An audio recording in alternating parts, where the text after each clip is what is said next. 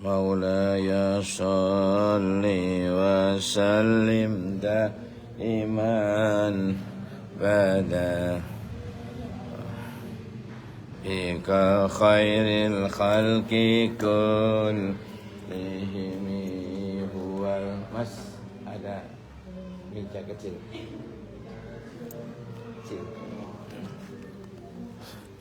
لحول من الولي متهم يا رب وبالمصطفى بلغ مقاصدنا واغفر لنا ما مضى يا واسع الكرم يا رب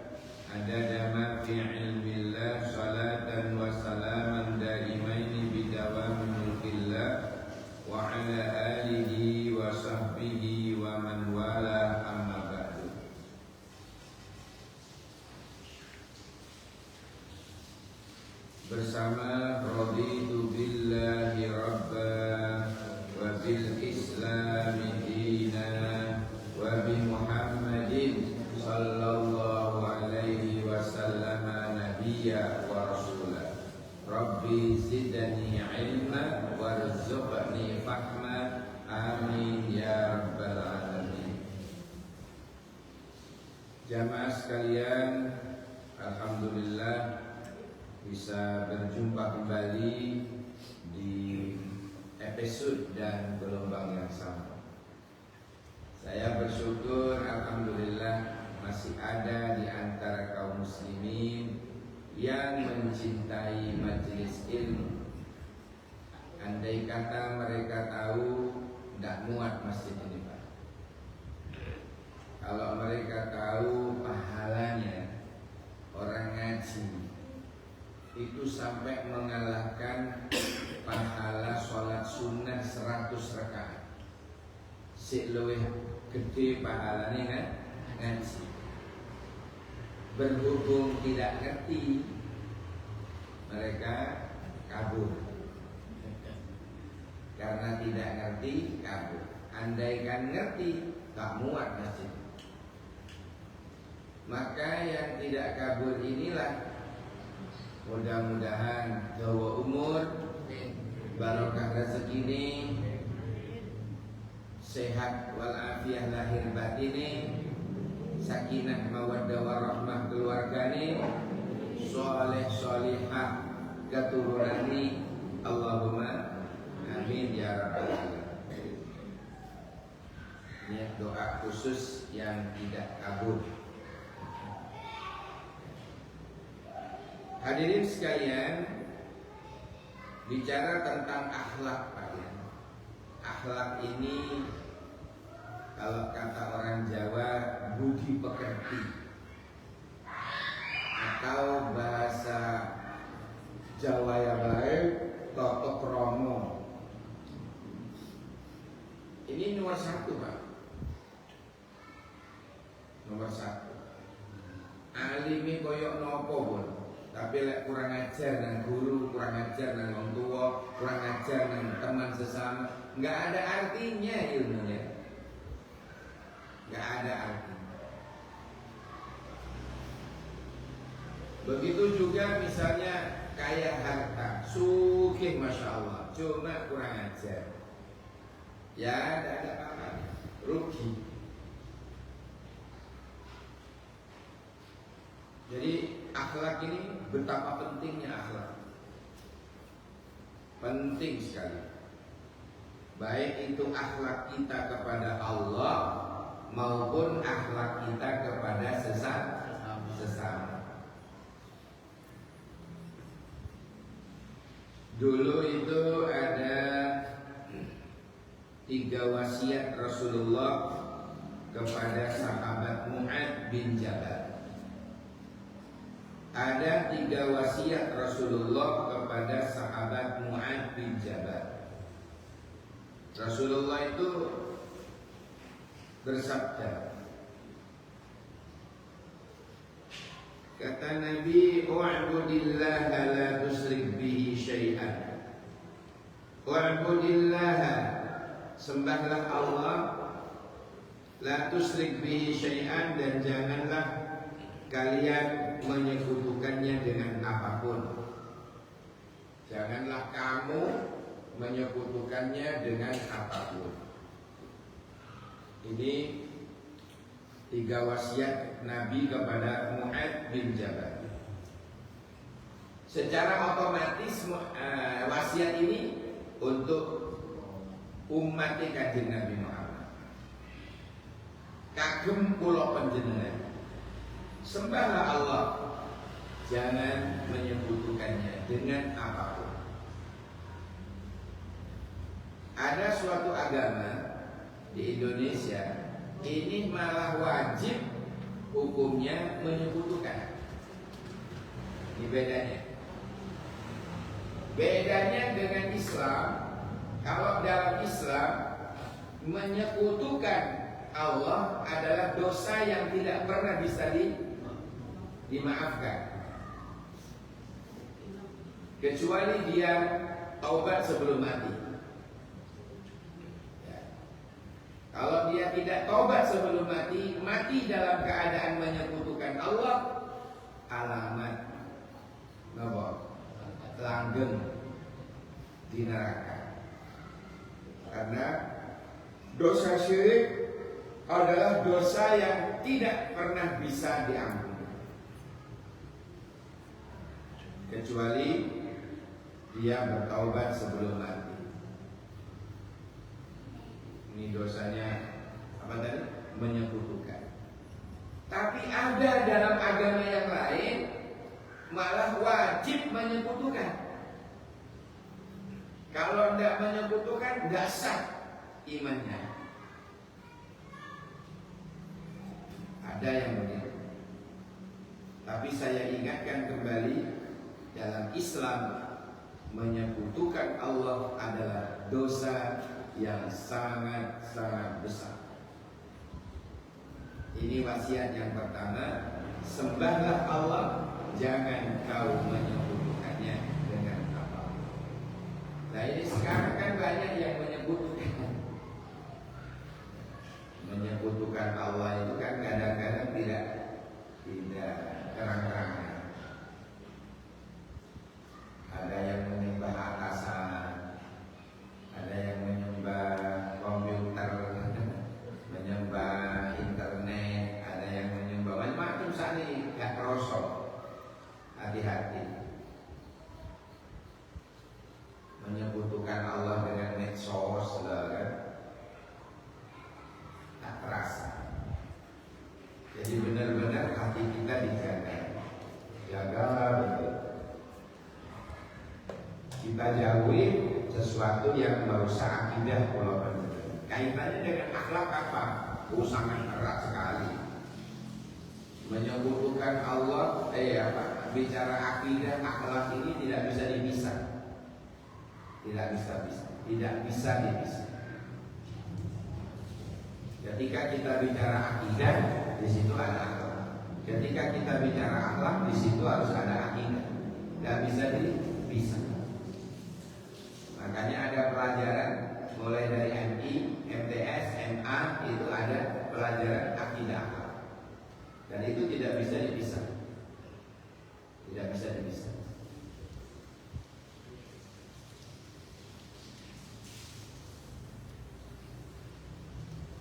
Wa'budillah la tusyrik billahi syai'an. Yang kedua, ada 3 wasiat tadi ya. Ada 3 wasiat Nabi kepada Mu'adz bin Jabal. Yang kedua, idza asakta, wahai Mu'adz bin Jabal, apabila kamu berbuat keburukan, terpaksa berbuat kejahatan, berbuat yang tidak bagus, fa'ahsin, segeralah kamu perbaiki dengan berbuat kebaikan. Tutupi, segera tutupi. Kamu ketika berbuat keburukan, maka sesegera mungkin kamu menutupinya dengan kebaikan. Ini salah satu akhlak makhluk kepada al-Khaliq. Akhlak seorang hamba kepada Al-Khaliq, kepada Allah. Akhlak makhluk kepada Al-Khaliq, kepada para pencipta. Ini akhlak kula panjenengan secara vertikal. Idza asakta fa'ahsin. Tapi kalau asaktahnya itu berkaitan dengan manusia, berkaitan dengan hakul adami, maka sebelum minta maaf pada Allah, dia harus minta maaf kepada orang yang dia sakiti. Ya. Kalau kata-kata asakta, kamu telah berbuat buruk kepada orang. Kalau kamu berbuat buruk kepada orang, maka sebelum dia istighfar, sebelum minta maaf kepada Allah, dia wajib minta maaf kepada orang yang bersangkutan.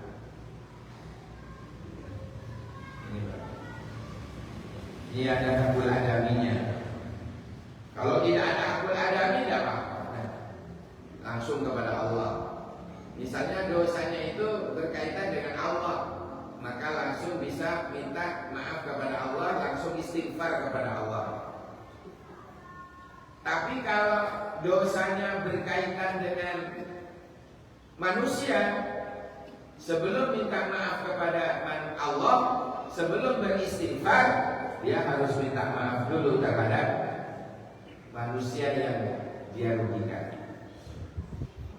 Dia harus minta maaf kepada manusia yang dia sakiti. Ini beratnya hakul adami. Ada banyak yang keliru di masyarakat. Dia punya salah kepada tetangga, cuma istighfarnya kepada Allah, ya tidak nyampe-nyampe.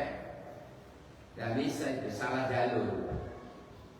Kalau pulang jenengan punya salah kepada sesama manusia, terus kita minta maafnya kepada Allah, itu salah jalur.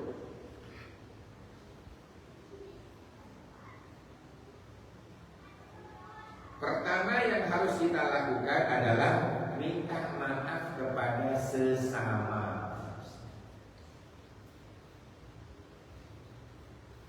Minta maaf kepada orang dulu, baru istighfarnya kepada Allah. Itu jalurnya. Di masyarakat yang terjadi, dia salah kepada tetangganya, langsung istighfar tiap malam 1000 kepada Allah. Ya tidak bisa. Walaupun sampai pedot tasbihnya, sampai doweh lambene, sebelum dia minta maaf kepada yang bersangkutan, belum diselesaikan hakul adaminya sesama manusia, Allah belum bisa menerima istighfar. Allah tidak mau menerima istighfarnya orang yang masih berkaitan dengan manusia. Maka caranya adalah dia harus minta maaf kepada orang yang dia sakiti, baru istighfarnya kepada Allah. Idza asakta fa'ahsin. Tapi kalau asaktanya itu berbuat keburukan yang ada kaitannya dengan manusia, maka fa'ahsin di situ ya minta maaf kepada yang bersangkutan terlebih dahulu, baru kita istighfarnya kepada Allah. Ini yang kedua, ya, wasiat yang kedua. Wasiat Nabi kepada Mu'adz bin Jabal yang kedua.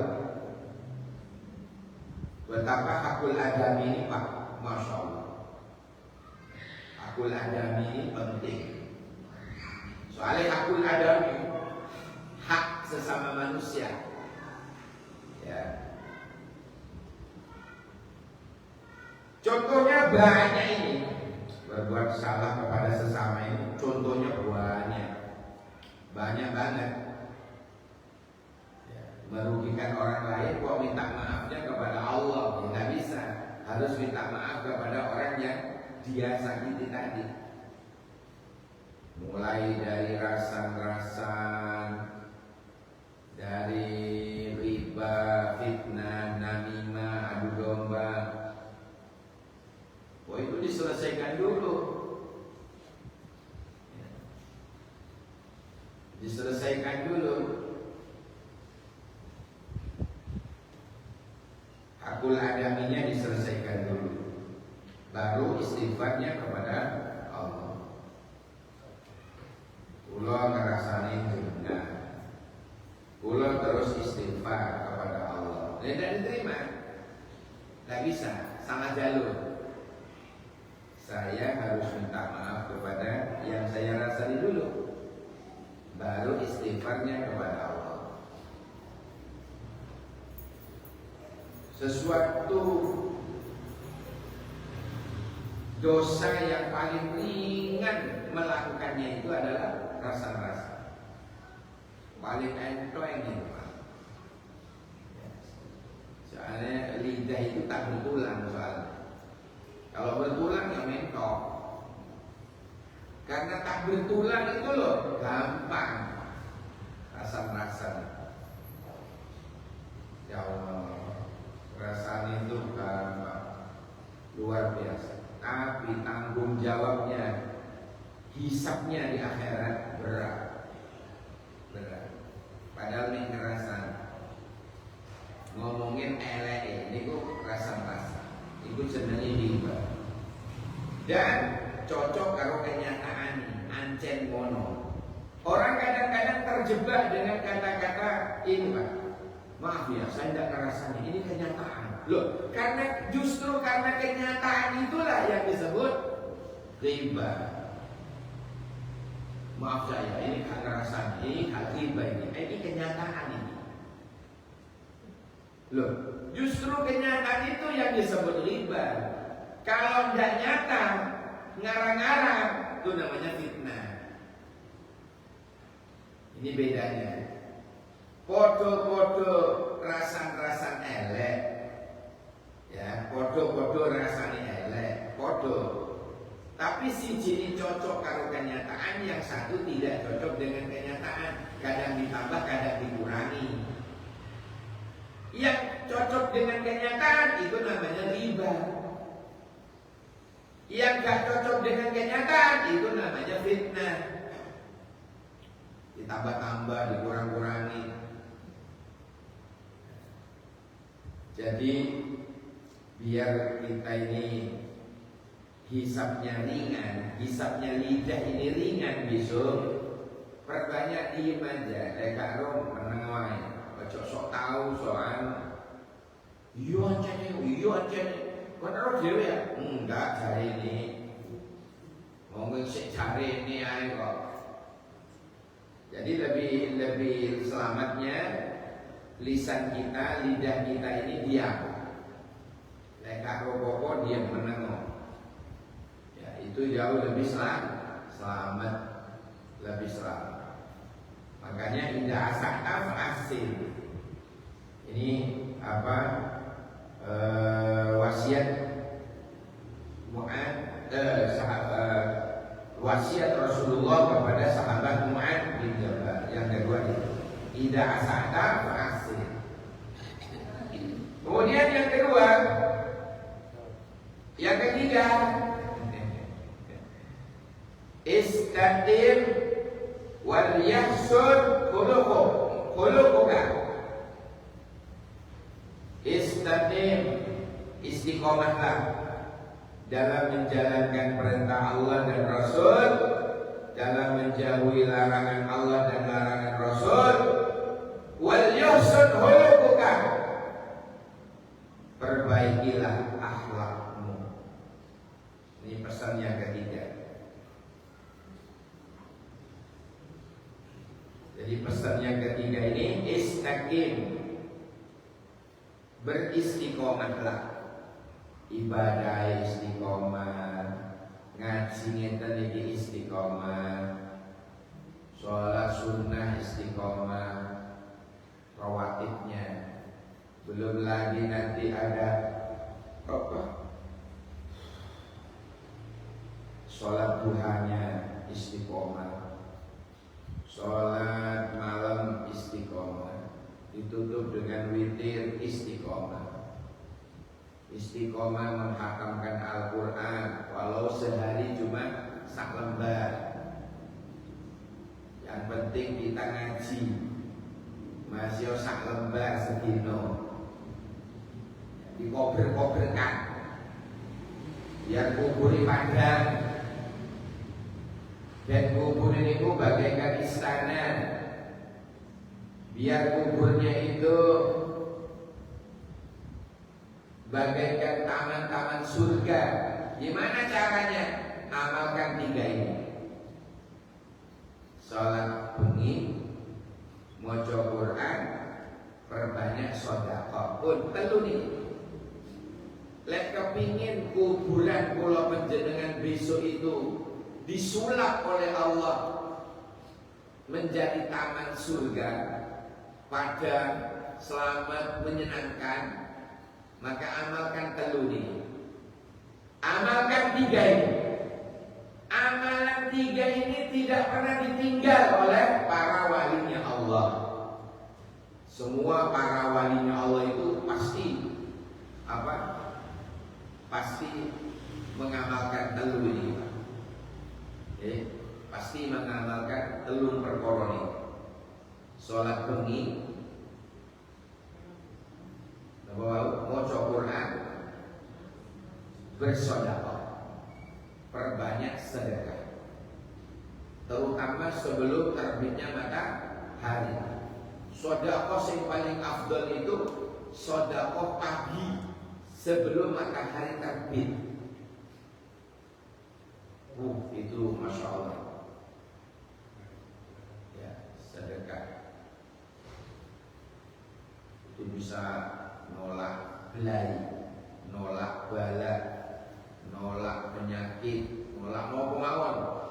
Wadau mardakum bis sedekah, kata Nabi. Obatilah orang yang sakit di antara kalian dengan memperbanyak sedekah. Jadi ternyata sedekah itu bukan hanya nolak bala, bukan hanya apa ya. Jadi tetapi juga menjadi obat dari segala macam bentuk penyakit. Makanya Nabi sampai bilang wadawu mardakum bisadaqah, obatilah orang yang sakit di antara kalian dengan cara memperbanyak sedekah. Jadi sholat bengi itu diatur dibagi telu, Pak. Ibu-ibu yang saya muliakan, sepertiga malam awal itu habis isya sampai jam 12, itu sepertiga malam pertama. Sepertiga malam kedua antara jam 12 sampai jam 3. Sepertiga malam terakhir yang sangat dianjurkan oleh Rasulullah untuk bermunajat, memperbanyak doa, memperbanyak istighfar di sepertiga malam terakhir, yaitu antara jam 3 sampai subuh. Subuhnya sekarang maju, ya 2:30 lah mulai, karena subuhnya maju sekarang. 2:30 sampai adzan subuh. Itu sepertiga malam terakhir. Allah saat itu di sepertiga malam terakhir itu Allah turun ke langit dunia, kemudian menantang para hamba-hambanya. Ayo, sapa sing njaluk tak kei, sapa sing ndonga tak ijabahi, sapa sing kepingin apa wae tak kei. Di sepertiga malam terakhir, di sepertiga malam terakhir, antara kalau sekarang ya sepertiga malam terakhir itu 2:30 sampai subuh, karena subuhnya maju. Ini yang pertama. Jadi memperbanyak sholat malam, istiqomah kata Nabi, istaqim. Wal yahsunu khuluquka. Setelah istiqomah dalam beribadah tadi itu, menjalani perintah Allah, menjauhi larangan Allah dan Rasul. Kemudian apa? Wal yahsun khuluquka. Perbaikilah akhlakmu, perbaiki budi pekertimu, perbaiki tata kramamu. Hadis riwayat Imam Ibnu Hibban dalam kitab Sahihnya.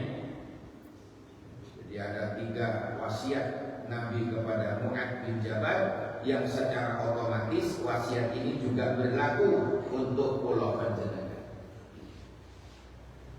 Lagi-lagi yang tadi, sinten sing kepingin kubur ini disulap oleh Allah menjadi taman surga, padang, jembar, ya, mengasihkan, maka amalkan 3 perkara ini.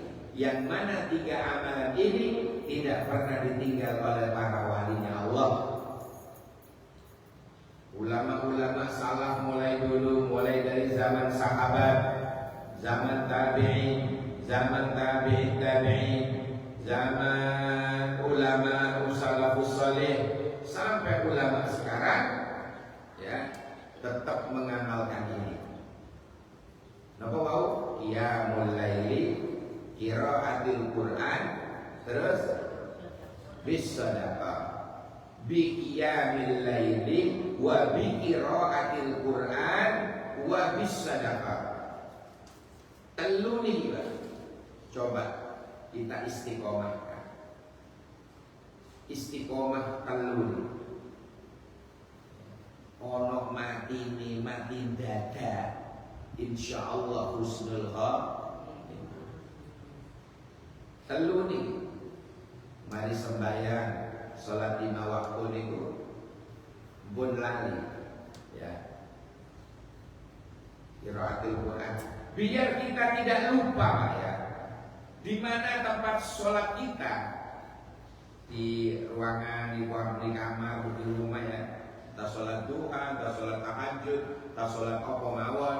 Di sebelah ini tuh paling ngono. Kayak ngeten apa namanya ini, Pak? Napa niki? Gampang cilik. Gampang cilik. Tuku di dino yo akeh. Tuku ngeten, taruh. Terus di situ taruh Al-Qur'an. Mari sembahyang, salam, wiritan, donga, ojo pindah sebelum buka Quran. Masih sak lembar. Masih sak lembar.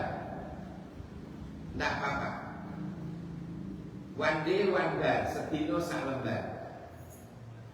Lek one day one jus abot, nggak apa-apa one day one bar. Ngono kadang si ono sing nowo, sing kenyang, pripun lek saayat mawon. Oh nggih monggo one day one ya, sedino saayat. Iku sik lumayan ketimbang gak tahu belas. Pokoknya jangan pisah dengan Quran. Lek kepingin husnul khotimah, lek kepingin kuburi padang jembar kaya taman-taman surga. Membangun kubur itu jangan pakai keramik, marmer, abu diperindah. Paling ngono apa? Paringi neon, tawaran. Iya jogone terang, jerone. Bukan itu yang dimaksud kubur terang itu. Kubur jembar terang itu bukan seperti itu gambarannya. Gambarannya itu alam barzakh yang saya maksud. Bukan alam kubur-kubur tempatnya jasad. Kalau alam barzakh itu tempatnya roh kula jenengan. Nah itu diperbagus tempatnya roh itu. Kalau tempatnya jasad, itu kan tempatnya jasad hancur, Pak. Jadi yang kita pikirkan itu tempatnya kubur yang dimaksud itu adalah alam barzakh. Tempat di mana roh kula panjenengan berada.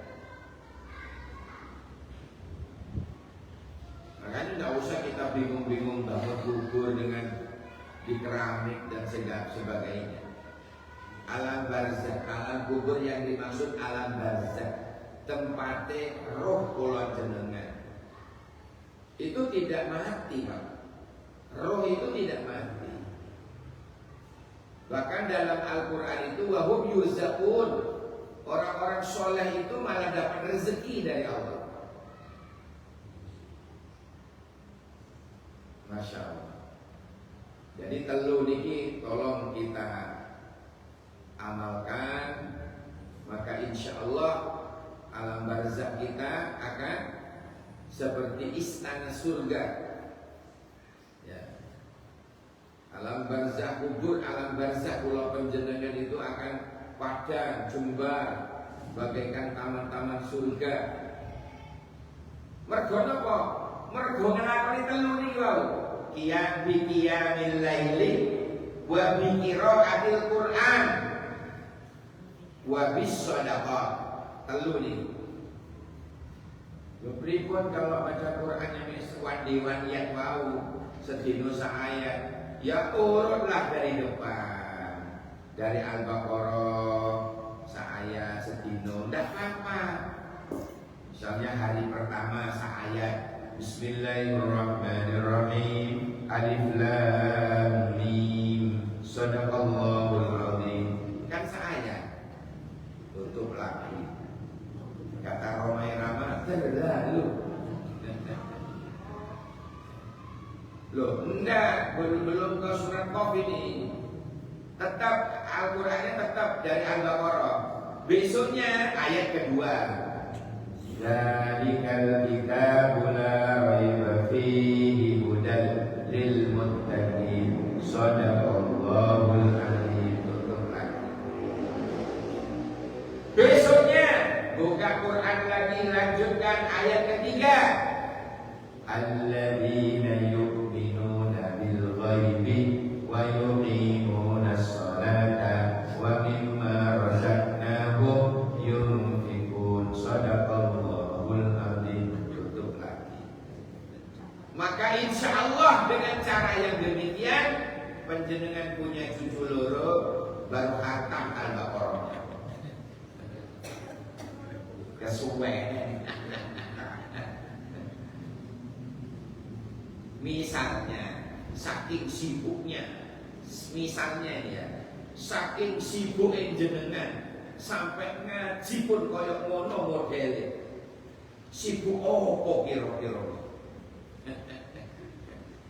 Apa sibuk HP-an, sibuk ngerumpi? Wallahu a'lam bishawab. Pokoknya dia orang tersibuk di dunia.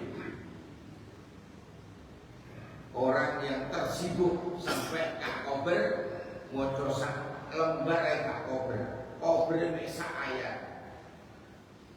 Masya Allah.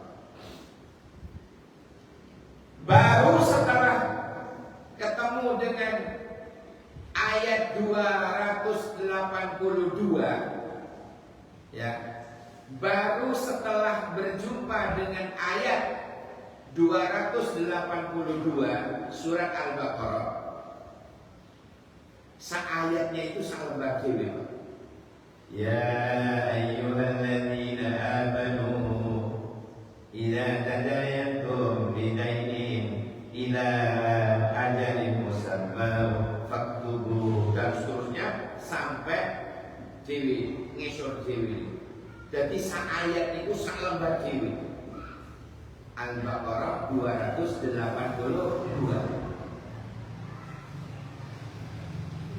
Itu terpanjang.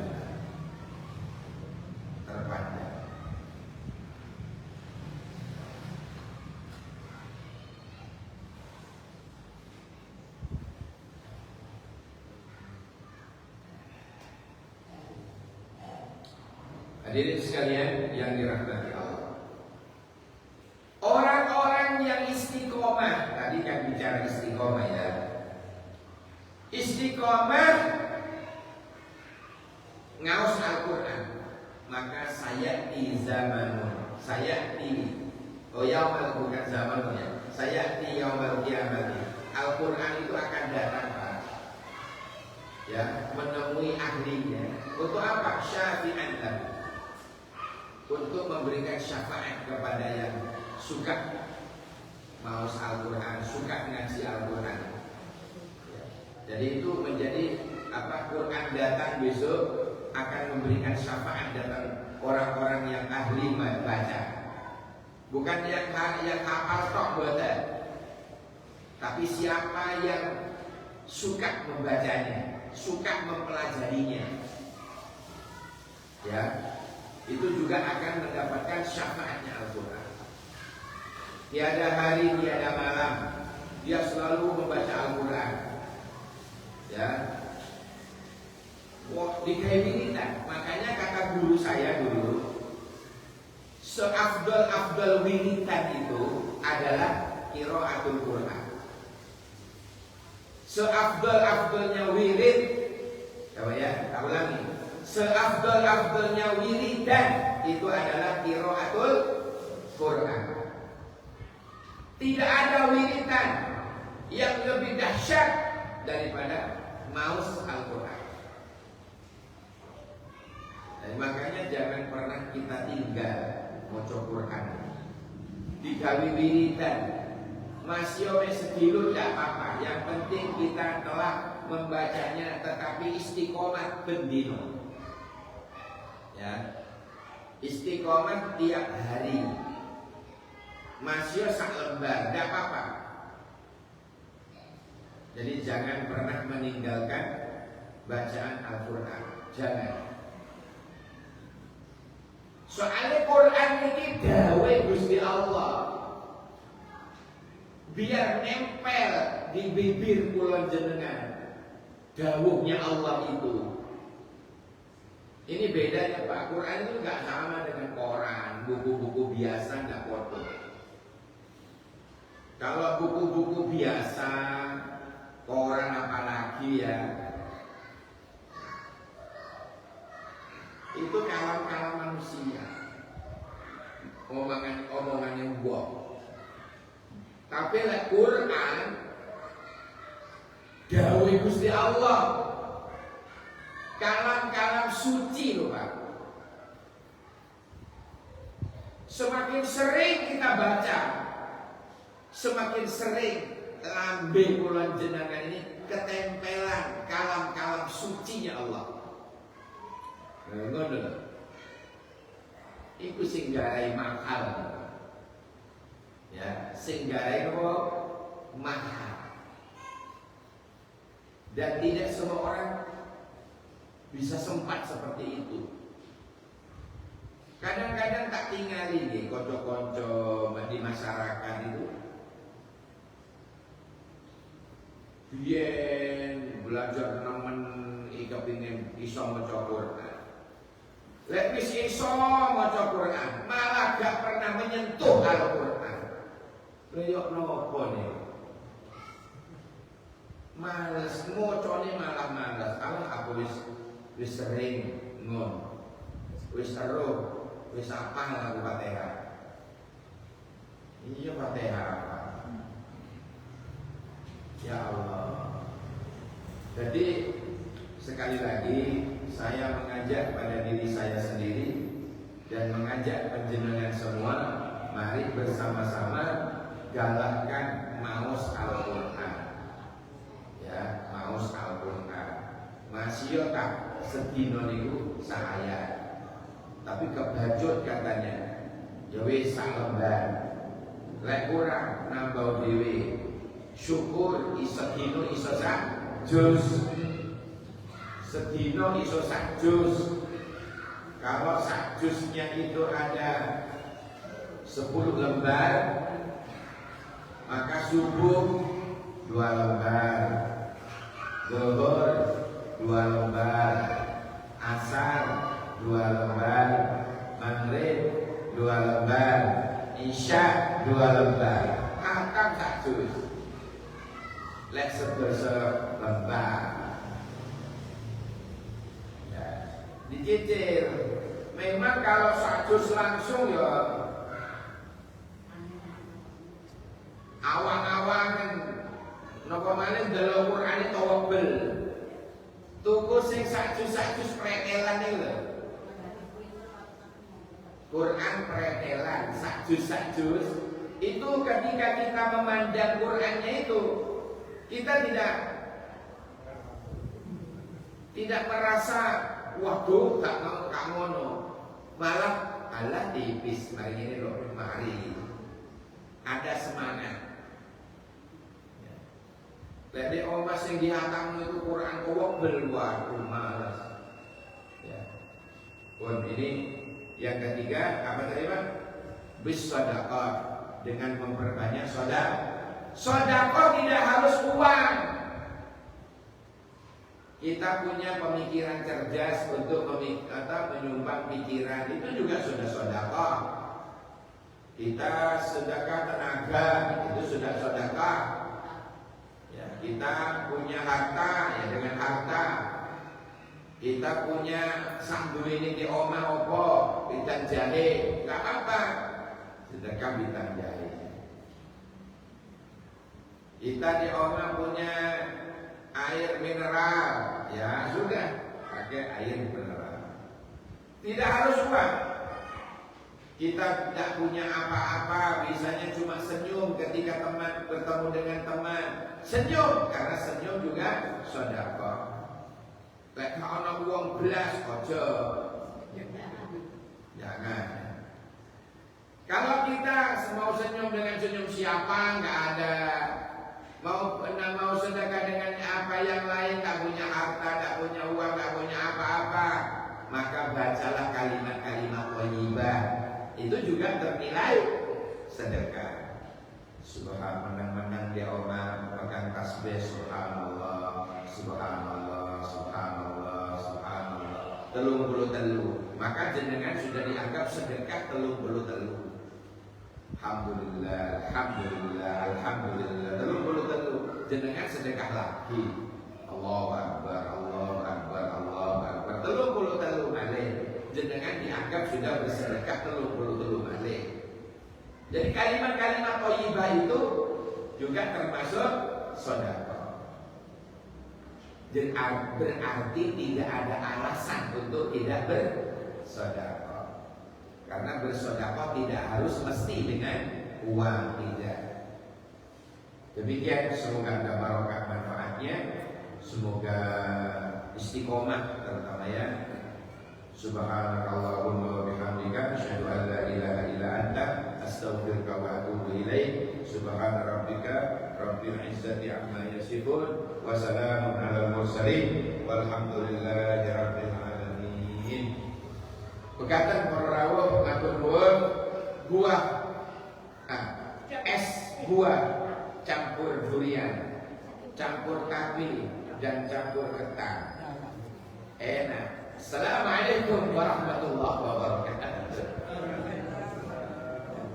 Silakan Mas, ada